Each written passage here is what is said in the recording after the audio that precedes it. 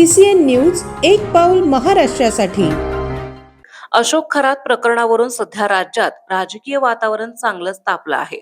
काँग्रेसचे नेते हर्षवर्धन सपकाळ यांनी काही फोटो शेअर करत अशोक खरातांसारखे लोक महायुतीने पळवून ठेवले आहेत अशी बोचरी टीका केली होती। या टीकेला आता राज्याचे कामगार मंत्री आकाश फुंडकर यांनी चोख प्रत्युत्तर दिलं आहे। प्रसार माध्यमांशी बोलताना फुंडकर यांनी सपकाळ यांच्या टीकेचा समाचार घेतला। बोलताना म्हणाले की अशोक खरातांसारख्या नीच प्रवृत्तीच्या माणसांवर शासनाने तातडीने कारवाई केली असून त्याला अटक करण्यात आली आहे।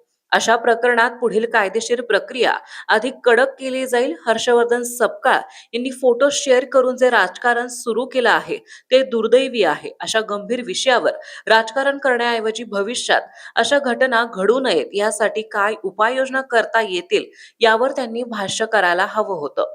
कोणत्याही व्यक्तीबद्दल प्रतिक्रिया देणं खरं तर शोभत नाही।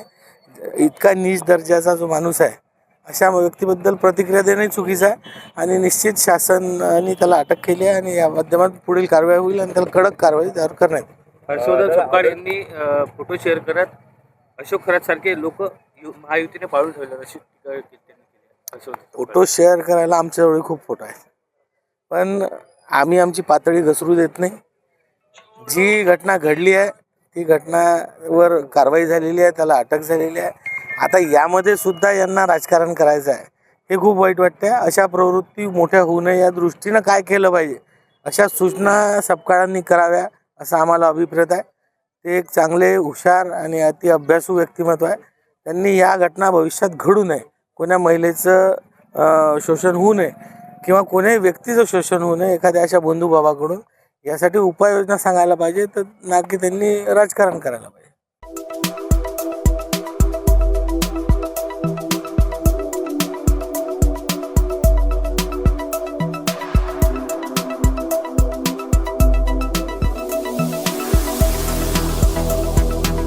तसेच आपल्या भागातील महत्त्वाच्या बातम्या पाहण्यासाठी CCN न्यूज डेस्क चॅनलला सबस्क्राइब करा आणि बेल आयकॉन प्रेस करा।